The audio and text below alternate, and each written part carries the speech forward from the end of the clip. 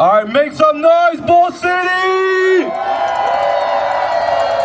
Let's get closer, y'all. Let's get closer. Act like we like each other. Let's get closer. Come down. There's a lot of space in the front. All right, good afternoon, everyone. To get us started, our No Kings, No Billionaires, No Business as Usual rally, I want to introduce the amazing, you know them, you love them, the Raging Grannies to get us started. Make some noise.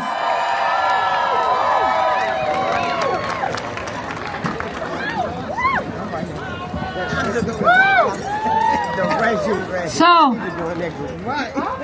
I should tell you that we're just some of the Raging Grannies. And we're one of more than 80 gaggles of grannies throughout North America. We call ourselves a disorganization, but we started back in 1987 when a group of older women in northwest British Columbia protested the presence of U.S. nuclear submarines off their coast. They quickly learned that no one paid attention to what they had to say because they were just little old ladies. So they decided to show that what we could do as little old ladies. We dressed up in clothes that our grannies would have worn. We wrote some irreverent songs that packed a punch. And we got out into the streets just like you're doing today. We want to thank you so much for being here. We're still writing songs of outrage, because we have to, against nuclear weapons of war, against the threats to our environment, racism, sexism, homophobia, ageism, ableism, fascism, authoritarianism, and any other ism that threatens the democracy that we never had, but we one day hope to see. We're going to start with a song that we want you to sing with us. It's got a really simple chorus, and it goes like this.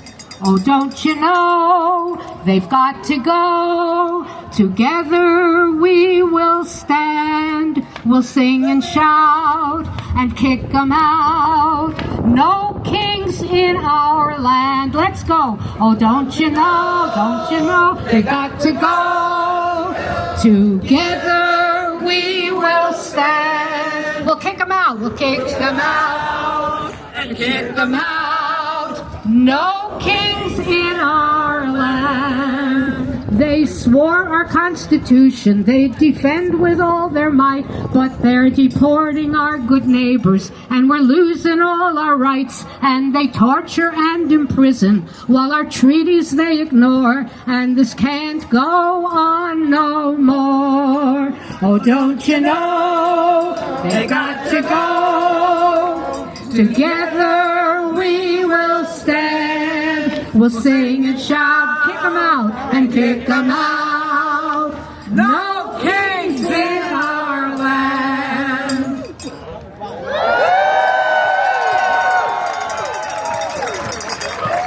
They give tax cuts to the rich and say it's good for you and me, but the deficit goes up while down goes our economy. And the layoffs keep on coming, and it's plain as it can be. No kings, no tyranny. Don't you know, they got to go. Together we will stand. We'll sing and shout and kick them out. No kings in our land. Oh, they say they're waging wars to save the world from tyranny, but they're lying through their teeth and killing our democracy. And their lies just keep on coming. It's plain for all to see. No kings, no tyranny. Oh, don't you know, they got to go. Together we will stand. We'll sing and shout and kick them out. No kings in our land.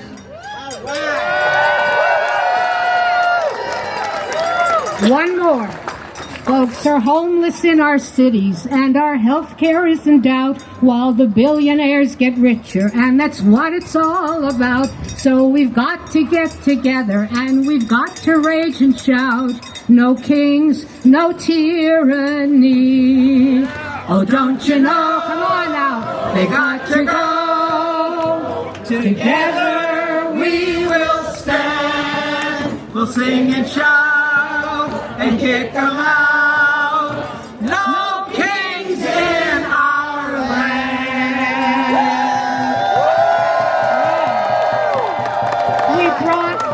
We brought one more song for you today, and this one we call They've Got to Go, and we invite you, not go on, okay. We'll make it good. We're not kidding ourselves that singing our truth or standing in rallies or going on marches will alone bring about the changes we want to see. Some of us have been protesting all our lives, and we still don't have affordable health care or housing, living wages, easy access to the voting booth, safe, clean, and sustainable energy sources, or a world without war. We've learned the hard way that it's going to take more than protests like this one to end the system that exploits women and immigrants, people of color, and the poor, while lining the pockets of the billionaires. So today, let today be a beginning and a promise that we'll do more to put an end to business as usual. For some of us, we've waited too long. So our second song we call Claiming Our Power.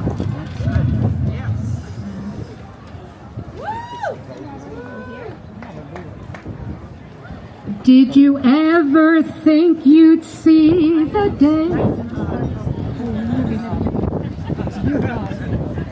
Okay. Libby reminded me that this is her turn, and so we're going to start over. I sometimes just get carried away. You look so powerful out there. Wow,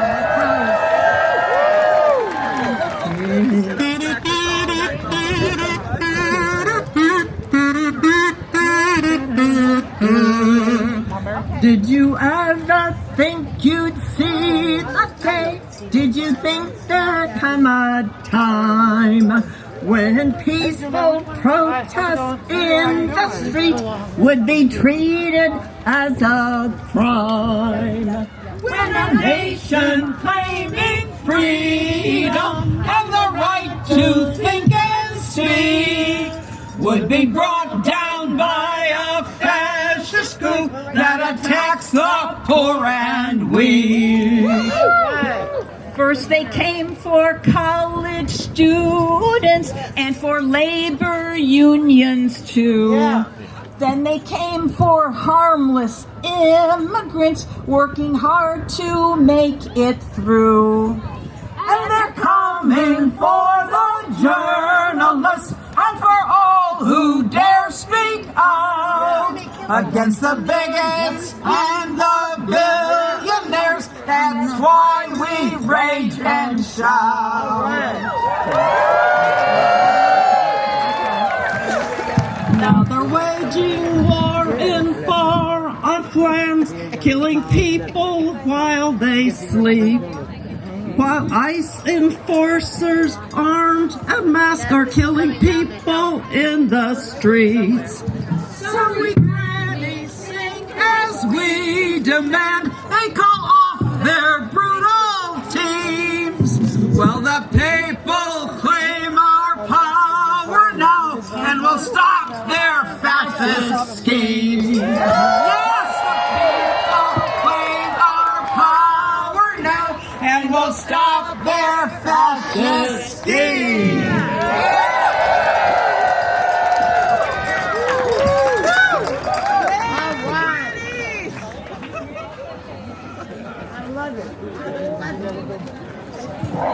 All right, make some noise for the Raging Grannies.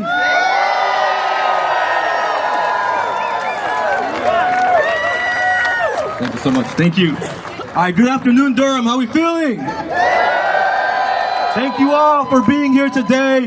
My name is Victor. I'm an organizer here with the Party for Socialism and Liberation, and I'm a proud Mexican immigrant. I will be your MC for today's rally, and we're here from incredible organizers, fighters, revolutionaries on the ground, doing the work, standing up to Trump's billionaire agenda.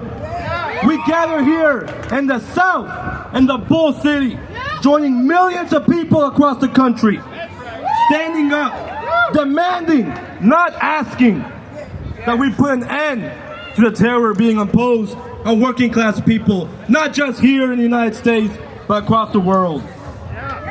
Today is a declaration that the masses of people refuse to be intimidated. We refuse to be silent. It is clear now, more than ever, how unpopular Trump's agenda is.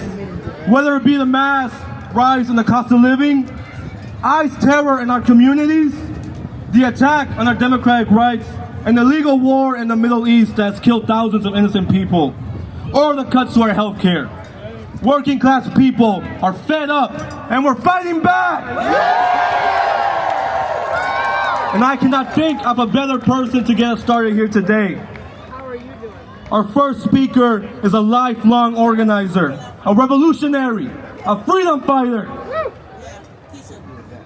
a leader in the movement, and the labor movement in the South. Please join me in making as much noise as possible for Mama Cookie with the Union of Southern Service Workers!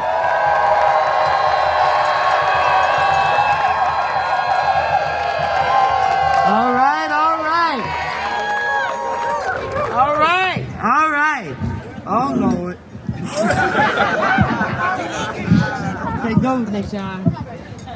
All right, whose streets? Our street! Whose streets? Our street! Whose streets? Our street! Whose streets? Our street! Whose city? Our city! Whose city? Our city! Whose city? Our city! Whose city? Our city! If we don't get it, Shut it down! if we don't get it, Shut it down! if they don't get it, Shut it down! if we don't get it, Shut it down! I said if we don't get it. Shut it down! All right. We gonna shut it down, right? Yeah. I can't hear y'all out there. We gonna shut it down. Yeah. All right. And all of you know my name is Marvel Clinton. I'm a retired fast food worker, home health care worker, construction worker. I had to do whatever it took to raise my family, and that's crazy that I had to work 3 jobs through my lifetime. USSW is a union made by and for low-wage workers in the South. We're coming together, taking collective action to transform these low-wage jobs into good union jobs. Workers in the South, especially black and brown workers, have been excluded from the right to form a union. But we are building our union anyway by, as anybody say, any means necessary. We are here today with billions of others around the country to say that we will not let our lives be dictated by who? By who? By Trump or any of his billionaire friends. While the billionaires get richer, too many of us have to choose which bills we have to pay each week. Whether we buy groceries, pay the light bill, take care of our children, or put gas in our cars. It is inhumane that anybody who works full time would have to make these kinds of choices. That's right. The Trump administration has dialed up the tax to a whole new level. I want to cuss, but I had to think about it. By slashing social programs like Medicaid and siding with the big corporations over the workers. But without the workers, there are no billionaires. Let me say that again. Without the workers, there are no billionaires. Without our labor, nothing moves. I mean nothing. Without our labor, nothing moves. This is our power. This is ours. We have already shown what's possible when working people come together. Yeah. In January, in response to ICE murder of Renee Nicole Good, Minneapolis held the first general strike in the U.S. in 80 years and shut the city down. The good part about this, I was in Minneapolis leading up to the strike and economic shutdown. The weather was minus. Listen now, it was minus 34 degrees. Imagine out there in the street. But what I saw lit a fire in me. I visited the George Floyd Memorial where he was shot and killed 6 years ago. Renee was killed only a few blocks away from there. And the day I left, Alex Preddy was killed not too far away. These attacks aren't random. They're trying to silence us and scare us out of the street and into our home. But are we going to let that happen? No! Let me hear y'all say, are we going to let that happen? But every time they kill one of us, 1,000 more need to take their place to demand no damn more. No damn more. I met with the Somali women who organized the shutdown in their business and community. You can't believe the courage it took. They pulled their resources together and showed real solidarity so that everyone could take action on the day of the strike. It wasn't long after Minneapolis shut down the DHS, announced the end of ICE Operation Metro in Minnesota. That was no coincidence. The people come together and be like, when the people come together, what do we do? What do we do? All right. I wanted to stay and help them build in the fight, but I knew that I had to take the lessons we learned there and bring them back to my home in the South. Minneapolis has shown us what we need to do to make the billionaires listen. It's time to take the next level. Today, we're showing our power by being in the streets right here in Durham. But this is just the first step. On May 1st, I want everybody to hear this. May 1st, International Workers' Day, we are joining the call for a nationwide shutdown. Let me read that again so make sure y'all get understanding what I just said. That's right. May 1st, International Workers' Day. We are joining the call for a nationwide shutdown. No work, no school, no spending. We're going to hit the billionaires where they keep hitting us. Right in their pockets. Here in the South, we're the most exploited, the most underpaid, and the most damn sure enough overworked. When we take action together here in the South, we are sending a message that we will no longer let the corporations make our mega profits off of our labor while we suffer. Talk to your co-workers, talk to your fellow students, and talk to your community members, and how you can take action to shut it down on May Day. And we will come together in the streets to show that the South got something to say. Do we have something to say? I can't hear y'all. Do we have something to say? On April 11th, I'll be at the Durham Solidarity School to strategize on how we can build the fight going into May Day. I better see you there. This is the future of workers. This is the future for our children. This is to build a future that's worth fighting for. And we need to start today. Yesterday was too late, but today is a whole new day. Everybody say, the future belongs to workers. The future belongs to workers. The future belongs to workers. And this is something I say all the time. The children are not in the way, they are the way. So remember that. So keep fighting for our children. Bring your children out to these events. Teach them now. They need to know why we're fighting so they can keep fighting. When we fight, We win. when we fight, We win. when we fight. Make some noise for Mama Cookie with USSW! All right. Everyone, please join me in welcoming Diana Wynn, the president of the League of Women Voters of the United States. Founding in 1920, the League of Women Voters is a nonpartisan grassroots organization dedicated to empowering voters and defending democracy. She's also the past president of the ACLU. Please make some noise!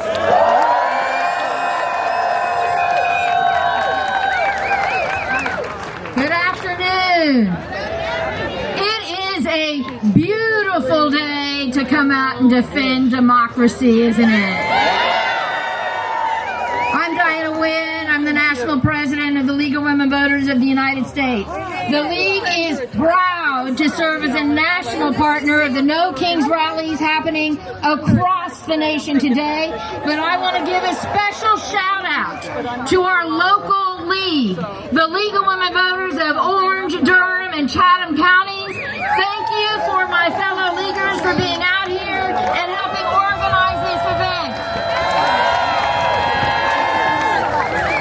The League is a nonpartisan organization in that we don't endorse candidates. However, we are not neutral on issues.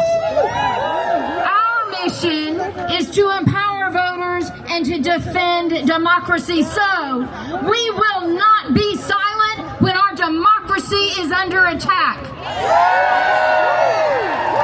Last year, for the first time in its 106-year history, the League of Women Voters declared that our nation is in a constitutional crisis. Now, why is that? The executive branch continues to overreach beyond its constitutional authority. We see attacks intended to weaken our judicial system. And Congress is failing. They are failing to exercise or even protect their own constitutional powers. So make no mistake, we are seeing an alarming rise in authoritarianism in America. And many who hold power in elected offices, in appointed offices, in organizations and institutions, and in corporate America, they are complicit. But will we back down? We will not back down, and the League of Women Voters will not back down, especially when our voting rights are under attack. Now, there are some in this administration who actually believe that women shouldn't really have the right to vote. Now, the SAVE Act, which is passed the House and it's in the Senate, would make it difficult to register to vote for anyone who has changed their name. Well, that's most women who get married in this country. But the documentation that the SAVE Act requires would also make it difficult to register to vote for people of color, for many trans individuals, and for all those who are less financially privileged. We must defeat the SAVE Act, and we're really close. We have to keep the pressure on until the SAVE Act is soundly defeated. Now, as many of you know, voting rights for people of color weren't protected until 1965. And the Voting Rights of 1965, it transformed American democracy. However, through a series of devastating decisions, the U.S. Supreme Court has weakened those protections. But Congress has the power to correct this. The John Lewis Voting Rights Advancement Act represents our best defense against voter suppression practices. But not surprisingly, Congress has failed to pass this important legislation. But we refuse to go back to a Jim Crow era for voting rights. Now, in the meantime, when attempts are made to restrict voting rights, the League of Women Voters will meet those threats where it often matters the most, in the courts. Now, we can fight to protect voting rights, but you need to actually exercise those rights. Now, you came out today, that means you need to show up in November, but I need you to do one more thing. I need you to encourage others to turn out to vote. Now, I have to tell you, while our democracy is in jeopardy, I am hopeful. I am truly hopeful because I have faith in the spirit and determination of the American people. And today, millions of people like you are turning out in communities across this nation to demand democracy. And showing up today, it matters. It matters. But I have to tell you, public protest, it's not enough. We need you to also contact your elected officials over and over and over again and hold them accountable. We need you to speak out against voter suppression tactics. We need you to boycott corporations who prioritize profits at the expense of our democracy. And most importantly, we need you to go vote. We, quite frankly, need people in Congress and in our state legislature who will protect democracy. So when you go vote this November, you've got some important decisions to make at the ballot box. Remember that if voting didn't matter, those in power wouldn't be working so hard to take it away from us. I want to thank you for your courage in coming out here today to declare that we will not accept business as usual, that we will not be ruled by billionaires, and that in America we have no kings. Thank you. Make some noise, please. Thank you so much.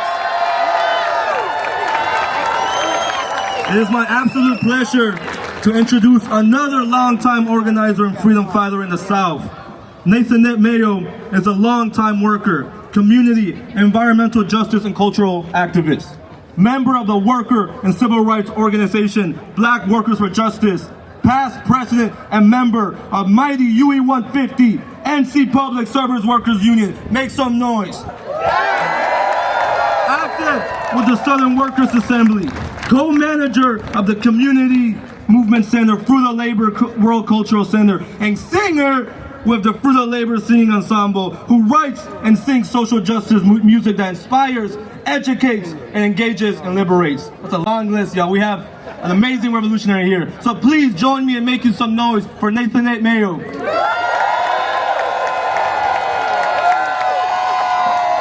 How y'all doing out there? I bring you greetings from Black Workers for Justice and the North Carolina Public Service Workers Union, UE 150. Workers who, like all other workers here, the overworked workers, underpaid workers, workers who've had their wages stolen, laid off workers, contract workers, temp workers and part-time workers, retired workers, disabled workers, and gig workers. We're all here to remind the billionaires, the oligarchs, and the overpaid CEOs that they don't make a dime unless we move. That it's not them or the wannabe king or dictator in DC that makes this world go round, but the frontline workers. We're also here to let him and the mindless, disqualified butt kickers he installed in his cabinet know that in the words of the Fruit of Labor Singing Ensemble, you're gonna have to answer. Their reckless wars to make the rich richer, foolish tariffs, massive layoffs, particularly of federal workers, of whom a large number are Black women, their rising inflation, high gas prices, high food costs, high costs of housing are all affecting working families' pocketbooks. Their cuts to education, to Medicare and Medicaid, to the Federal Emergency Management Program have hurt students, communities, veterans, elderly, sick, and disabled, and working class communities that are wreaking devastation of extreme weather events resulting from global warming and climate change. The attacks on labor unions, even here in North Carolina, we don't have collective bargaining rights. But the ending of collective bargaining agreements between federal workers unions affecting over 1 million federal workers, cutting job protections, and sending ICE into workplaces and communities to intimidate immigrant workers are all tactics billionaires and the oligarchs use to try to show working folk that they believe that we are expendable, that we don't matter to them, that they have the power and run the show. But I'm so glad that we are here today. We're not asleep. Ain't nothing wrong with being woke. When you're woke, you can see, not dream like you do when you're sleeping, but can really see what's going on. When you're woke, you can educate yourself. When you're woke, you can think critically. When you're woke, you can stand up. When you're woke, you can speak truth to those who are oppressors and charlatans. When you're woke, you can stand up and fight back. And that's exactly what we're going to do. On May 1st of this year, on May 1st, International Workers' Day, we're standing up to let them know it's workers over billionaires. On May 1st, all categories of workers, students, and families will take to the street to march, rally, take action across this country to demand a nation that puts workers over billionaires. Let's show them that we refuse to go on as business as usual. Let's show them that we're taking our power and we're standing on business by not doing their business. No school, no work, no shopping.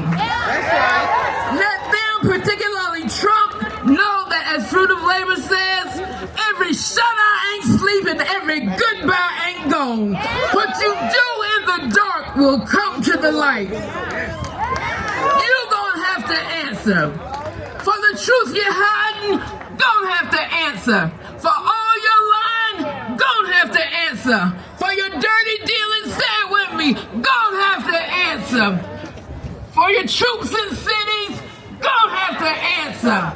For women you grabbed, abused, and laughed at, don't have to answer. For the Central Park 5 and your racist diatribes, you don't have to answer. For your terror plotting, don't have to answer. For your fascist doctrine, don't have to answer. For your election scheming, don't have to answer.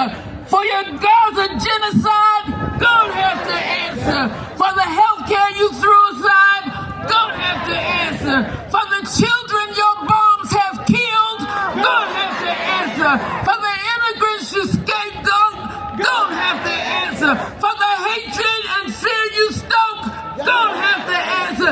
No, every shut-eye ain't sleep and every goodbye ain't gone. What you do in the dark will come to the light. You don't have to answer. Power to the workers and power to the people.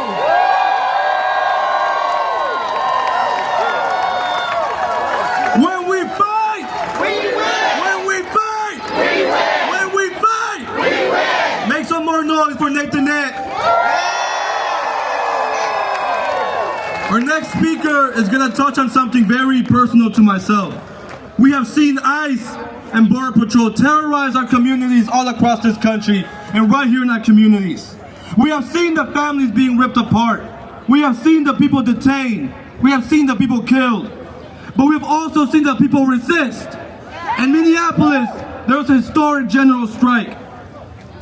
Everywhere ICE has come, the people have been there with resistance and organization.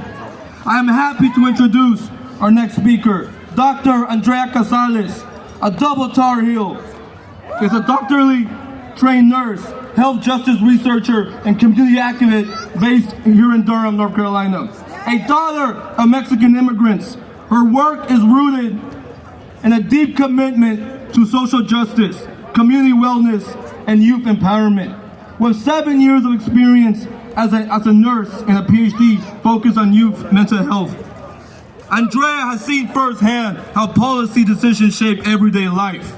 So please make some noise for Andrea Casales.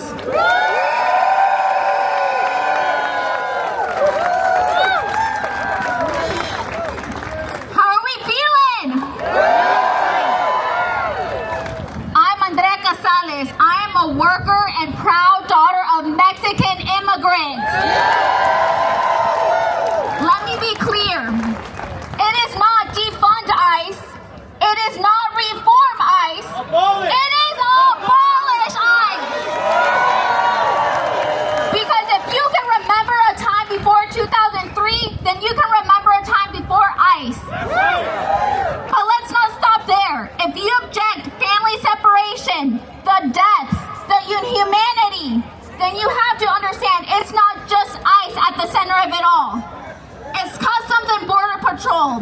It's the Department of Homeland Security. It is policing. It is surveillance. It is a for-profit system we live under.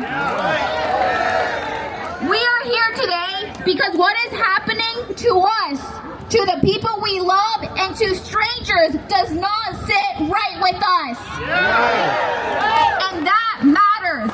But I want to be clear. Showing up today is powerful, but it is not enough. That's right. Because we are fighting. It is not just against brutality of ICE, or family separations, or the detention centers, or even just the deaths at the hands of ICE.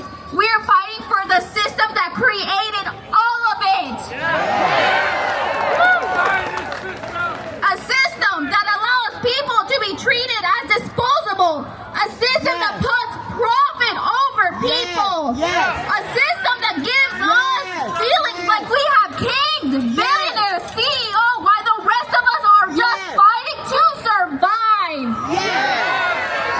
So, if we are only fighting ICE as a single issue, but not the system that made ICE possible, we will be fighting just symptoms and never the root. And if I've learned anything in my decade in healthcare, is that we will continue to see the same problems, the same harm, the same deaths, if not more, if we do not address the root cause.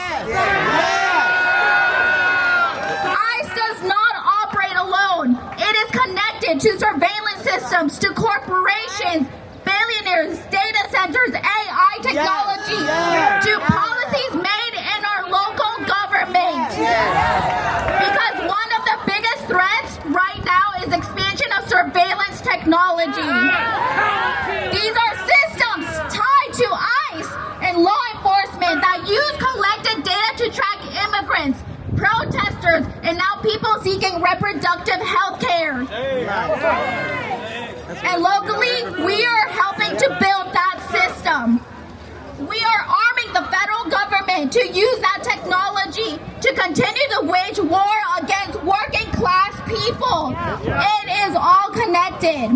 And if we do not connect the dots, we will continue to be divided, distracted, and exhausted. And just like my work as a nurse, my care does not stop when I clock out. And neither does your work once you leave here. Because the same system that separates families is the same system that determines who has access to health care, who gets to live in safe housing, who breathes clean air, drinks fresh water, who is protected and who is not. So, as we continue to witness the violence that ICE commits, let us not forget of the systemic violence that happens every single day and claims more lives than we could ever quantify. So I need something to shift today. We cannot just be mobilized. We must become organized. Because mobilization brings people together, but organization builds power, and power is what creates real material changes in people's lives. That means this cannot just be a moment. It has to become a way of life. It means asking yourself, what am I willing to sacrifice? What am I willing to change? What am I willing to give up to stand with community? Because real change requires discomfort. It requires inconvenience. It requires sacrifice.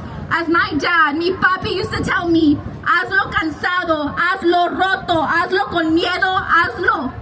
And that means do it tired, do it broken, do it afraid, but do it. And he said that with a deep understanding that change requires real sacrifice for the people you love. But don't get me wrong, it is tiring. It is tiring having to prove my parents' humanity, our worth, our contribution, as if our existence isn't enough.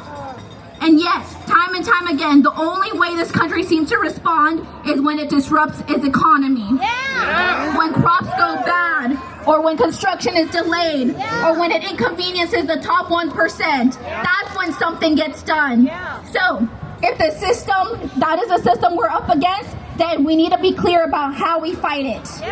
If you want to hit it where it hurts, where do you think it hurts? Their pockets! Yes, their pockets. That means being intentional about where your money goes. That means being willing to cut ties or drastically cut back, even when it is inconvenient to you. That is why, because we are the people that fund the systems, and they are funded by us. That is Amazon, Whole Foods, Starbucks, ChatGPT, Home Depot, Lowe's, universities like Duke that are contracting airlines like Avilo used to separate families. That is the price it takes to stand with community. So we cannot just organize around issues. We have to organize around the system that created them. Because ICE is not just a policy.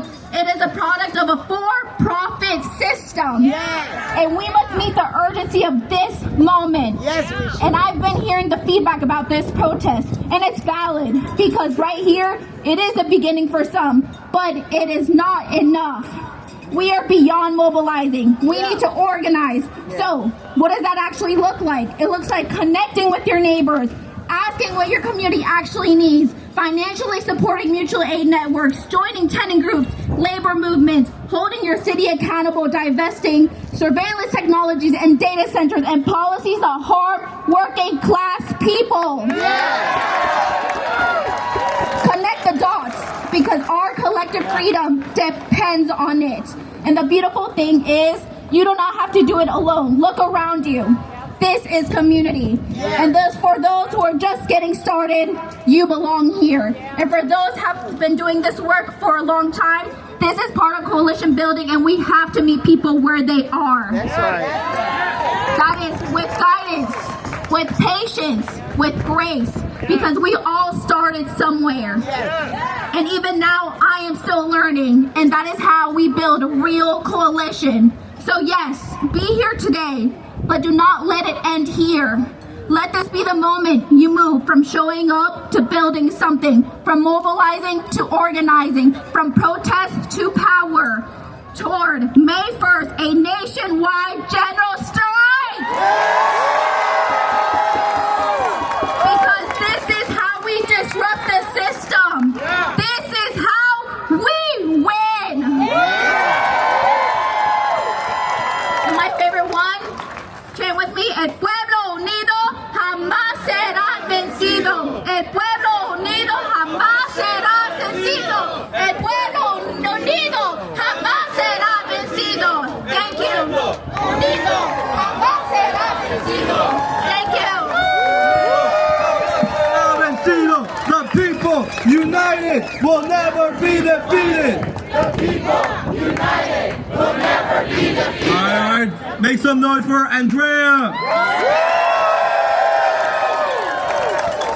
Our next speaker is a veteran, Dale Herman, a public health worker. Since retiring, has become the coordinating committee with the NC Poor People's Campaign, is an elder of the church in Chapel Hill, and today representing local chapter 157 for Veterans for Peace, talking about this illegal war on Iran in the Middle East. So please make some noise for Dale Herman.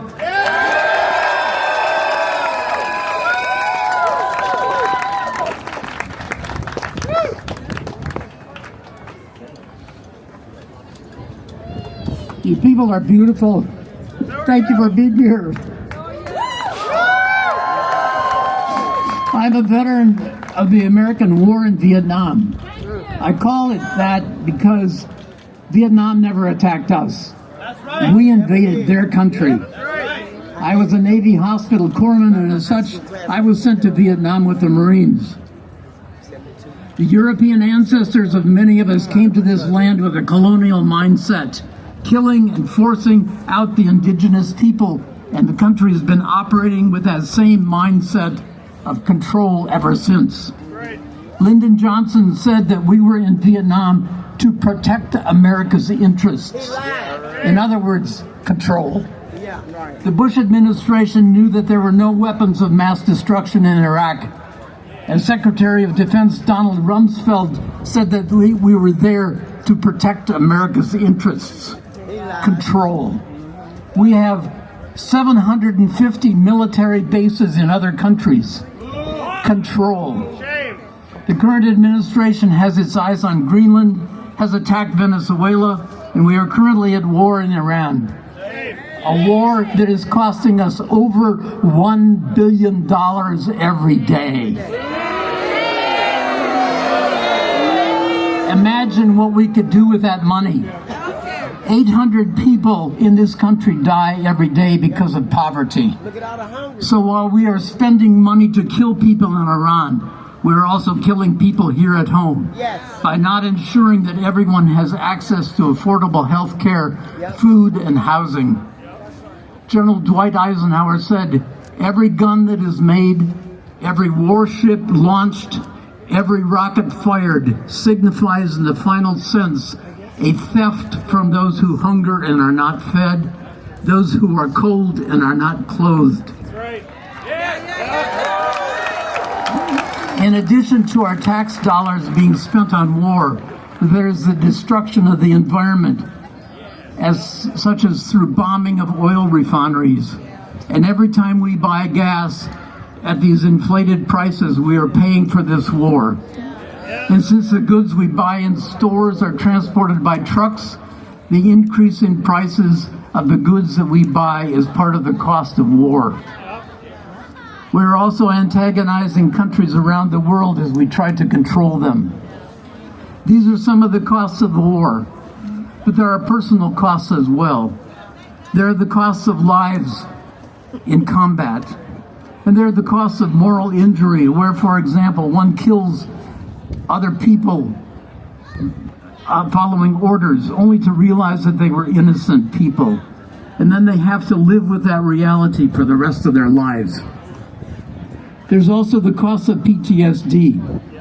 You see, after I came home from Vietnam, I suppressed what I had seen in Vietnam. And when the U.S. invaded Iraq, the memories all came back. In order to deal with those memories, I wrote a piece that I will share with you today. One day in Vietnam, I witnessed a Marine get blown to bits. And as a hospital corpsman, it was my job to pick up his body parts. This is what I wrote. The air exploded. Something landed in the field. We rushed to investigate. What is it? Fragments of a human body. Who is it? Vietnamese? American? Muster called. Names read. Who is missing? Copeland. Here. Henderson. Here. James. James. James? The new Amotech guy. Been here 3 days. 3 days in Nam and blown to bits. Dear Lance Corporal James, sorry that I can't remember your full name. We actually never met except in death. And although I didn't know you, I shall never forget you. As soon as we heard the explosion, Al and I rushed to see if we could help. But there was nothing we could do. We collected as many parts of your body as we could find. I'm sorry that we couldn't find something better than a cardboard box in which to put the pieces of your body. I labeled the box, and as soon as the helicopter arrived, we loaded the box onto the chopper. That was my total encounter with you, but you left a permanent mark on my brain and my psyche. 3 days in Nam and shipped back home in a cardboard box. It was also senseless, this war without a legitimate purpose. We were told to go there to help build a nation, but we can't build a nation by destroying it. Lance Corporal James, it is for you that I work to end all war. It is for all the other 58,220 Americans who died in Vietnam and the countless number who were injured that I work to end all war. It is for the millions of Vietnamese who were killed and injured that I work to end all war. It is for the subsequent generations of Vietnamese who have continued to struggle with the devastation that we left behind that I work to end all war. Sincerely, HM2 Herman. No more war. No more war. No more war. No more war.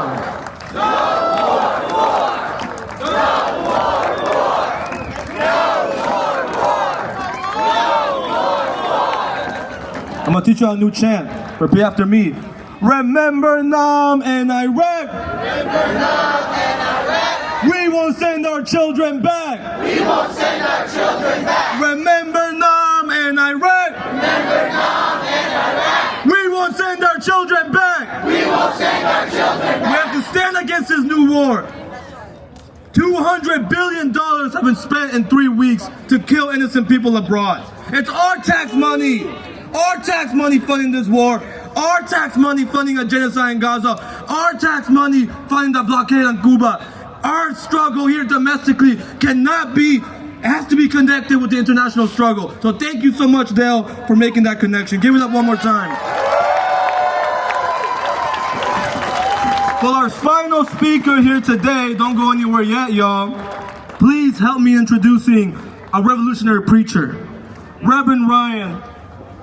Reverend Ryan Brown is an ordained Baptist minister and labor organizer, serving as co-founder and president of CAUSE, Carolina Amazonians United for Solidarity and Empowerment.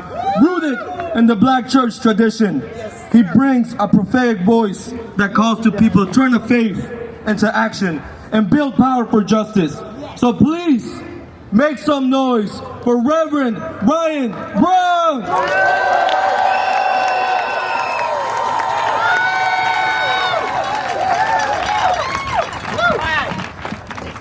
My name is Reverend Ryan Kenyon Brown.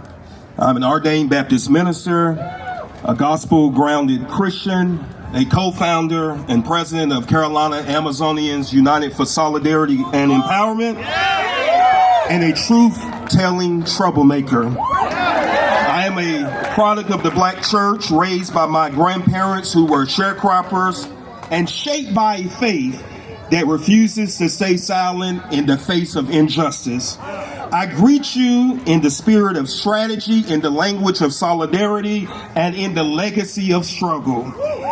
We are living in Donald Trump's America again, where lies dress themselves up as patriotism, where white nationalism no longer hides, but it walks those hollow walls of Congress, where courts roll back rights while billionaires stack wealth, where the poor are blamed, the immigrant is criminalized, the worker is pushed to the breaking point.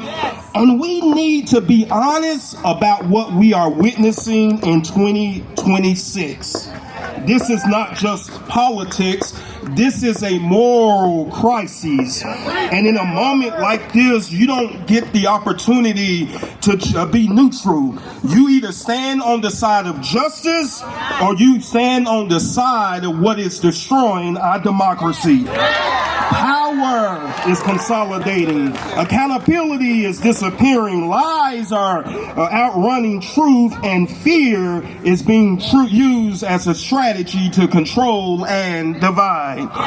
Corporations are extracting wealth from the very people who makes their existence possible. At Waffle House, where the hours are long and the pay stays low. At Starbucks, where the workers had to organize just to be heard. And at Walmart, where full-time work still does not guarantee stability. And at Amazon, where workers are tracked, timed, and pushed beyond human limits, while millions of dollars is spent to silence their voices. Different companies, same system, same pressure, same injustice, and let's be honest, this is not an accident. This is not mismanagement. This is a system working exactly the way it was designed to work. And it does not stop there. Jeff Bezos can buy the Washington Post and print democracy dies in the darkness, while the very workers who make the wealth possible are kept invisible and unheard. Are you listening? Elon Musk can move markets and cut jobs overnight, leaving families to carry the cost. And as data centers and AI expands, the same question remains. Who is this system really built for? And now we are watching billions of dollars flow into a war while people right here are just fighting to stay alive. So don't insult our intelligence and call this a necessity. This is a choice. Tupac said it years ago, they got money for wars but cannot feed the poor. And any system that can fund destruction but sustain life is not broken. It is operating exactly as it was designed. Because when we start calling imperialism peace through strength, when power confuses control with justice, we are not moving toward freedom, my brothers and sisters. We are drifting away from democracy and closer to domination. And on the eve of this nation's 250th birthday, we are watching a country lose its soul and call it law and order. People are tired. People are anxious. Folks are trying to hold it together in a system that feels like it's designed to break them apart. This is by design. From the sharecropper's field to the warehouse floor, wealth has always been built on labor, yet labor has rarely shared its reward. And at the same time, we are watching ICE and Border Patrol move through our communities in ways that bring fear into people's homes and neighborhoods. Families are afraid to answer the door. Workers are looking over their shoulders. Children are learning fear before they learn freedom. I don't have to guess what that feels like. I was raised by my mama and pawpaw who were sharecroppers. And I grew up hearing about what it meant to live in a world where you had to think twice about where you went, how you moved just to make it home safely. I carry those stories with me. And so when I see that kind of fear today, I recognize it. So don't tell me that this is about law and order, because any system that makes people afraid in their own homes is not protecting them. It is controlling them. And when power begins to move like that, unchecked, unaccountable, unafraid, we ought to call it what it is, and we ought to refuse to accept it for what it is. Because fear has never been the foundation of freedom, and that same spirit does not stop at the neighborhood. It shows up in the workplace. It shows up in the economy. It shows up anywhere power believes it can act without accountability. Let me be clear, this is not just inequality, this is exploitation. Any system that benefits from your labor but refuses your dignity is not just broken, it is wrong. And as long as we stay divided, we stay manageable. But we are not each other's enemies. The system is the problem, and it has always depended on keeping us divided, distracted, and fighting each other instead of confronting what is actually harming all of us. And whenever power stops serving the people, it starts trying to rule the people. We are living in a perilous time where leaders would rather rule than serve, where truth bends to power, where obedience is dismissed instead of earned. And the Bible has already shown us what happens when power demands worship instead of accountability. King Nebuchadnezzar built a golden image and told everybody to bow. And that same spirit shows up in every generation.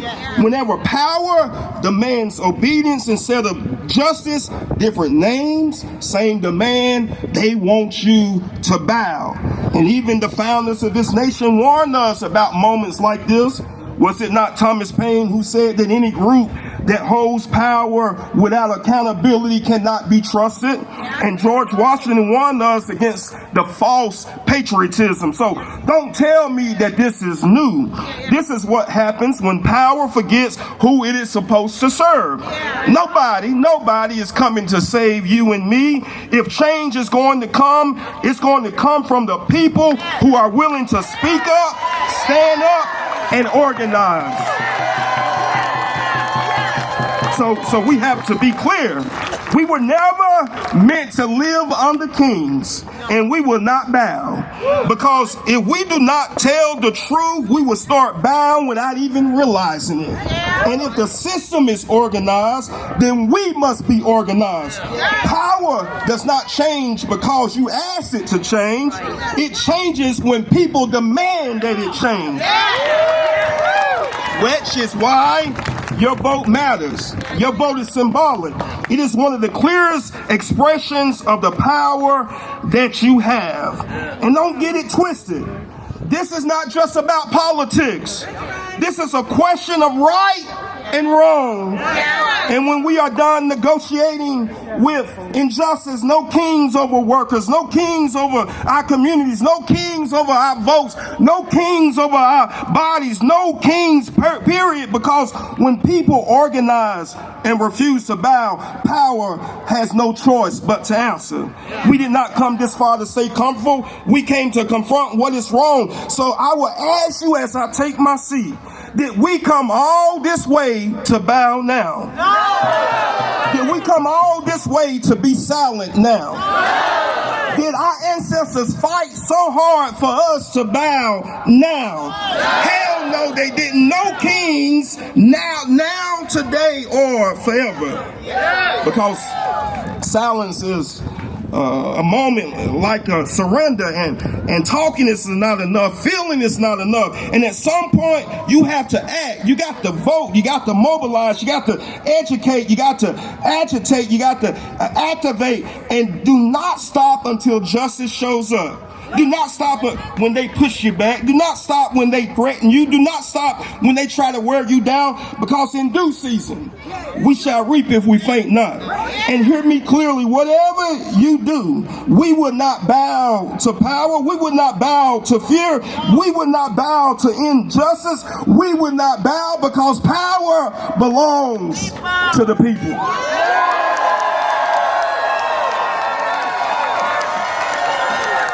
Give it up one more time for Reverend Ryan. If the billionaires keep funding us, workers stand up and strike. If the White House try to take our rights, my people stand up and strike. My people stand up and strike. My people stand up and strike. My people stand up and strike. My people stand up and strike. My people stand up and strike. All right, y'all. How y'all feeling? Many people here might be asking, what's next, right? Today is just one day. What's the next step beyond today's protest? We know that we will not win our liberation from just one protest, right? We are building a movement. Beyond just one day, beyond just one election, we are building a movement to win our liberation. The next step, and I heard someone here in the crowd, we saying over and over again, the next step is to build towards a general strike. Minneapolis has sown the seeds to how we fight, and we must continue that fight here in the South. The horizon that we have to build is taking back our power from the billionaires. On May Day, International Workers' Day, the South will have something to say. Teachers, nurses, healthcare workers, Duke workers, Amazon workers, service workers will come together for one purpose: to send a message to the billionaires. No more exploitation at home. No more death and destruction abroad. And no more ICE in our streets. Our strongest weapon is our labor. A nationwide shutdown is what they fear the most. But we need all of you. Raise your hand if you're gonna commit to standing up on May Day. Raise your hand.